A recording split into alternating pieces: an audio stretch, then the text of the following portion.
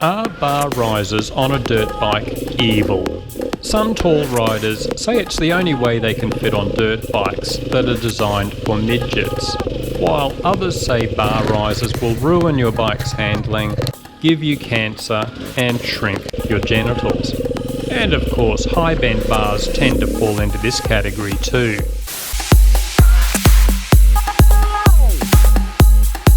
This topic has long interested me, as I'm 6'4" or 194 centimetres. For years I was a lazy dirt rider and mainly sat on the bike, but the past 2 years I've been standing most of the time. I used to get a backache, so fitted bar risers to all my bikes, but when we did our coaching with Chris Birch last year, he recommended we take the bar risers off. I said surely tall freaks of nature like me still need them, but Chris Birch said top riders like David Knight never use them.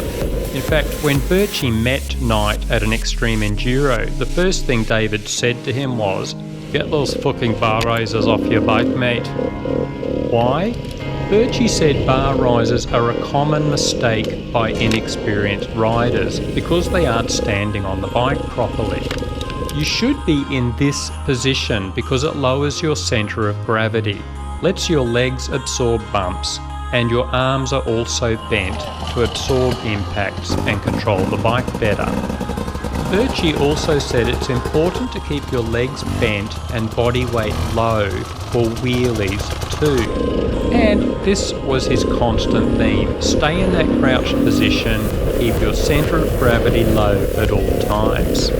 He also said that low bars help to keep your weight low and to the rear of the bike for more advanced techniques, especially when getting over obstacles. He said bar risers can also work against you in hill climbs where you need to keep your body weight low and go forward for the steepest parts of a climb.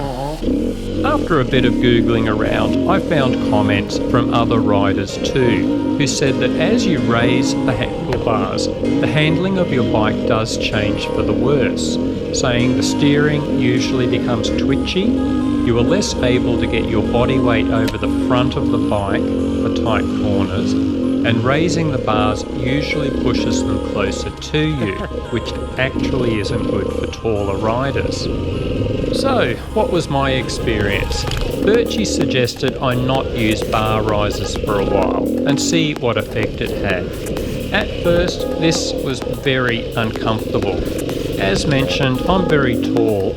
I was using the Rocks pivoting 2-inch risers, but within a few rides I had adapted and did notice the bike was a bit less twitchy at speed.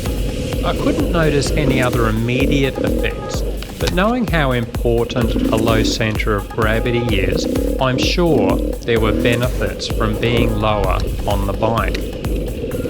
The problem? My quad muscles were working a lot harder to maintain that lower body positioning. I started some jogging, which helped to some extent, but eventually figured that the 2 days of creaky, arthritic knees and sore muscles just wasn't worth it. I reckon if I was in my 40s or even younger, I would definitely avoid the bar risers. But I figure there is nothing wrong with letting comfort become a bigger issue in your mid-50s and beyond. So I've slapped the Rocks pivoting risers back on, and the legs feel much better during and after the rides. Yes, the steering has again become a bit twitchy at speed, but I don't ride fast usually, so that's a relatively minor issue.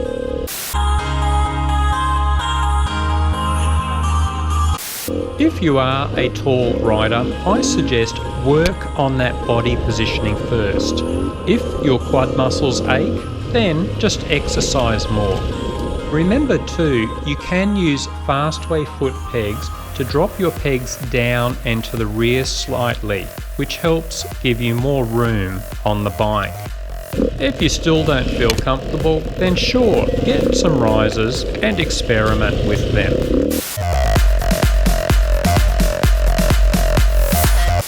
I have immense respect for all those top riders, but remember they are also exceptionally fit and need every benefit to maximise their technique. Then there are us Gumbies who still like a bit of comfort and aren't out to win any championships. Anyone got further comments? Let me know, I'll add them in here.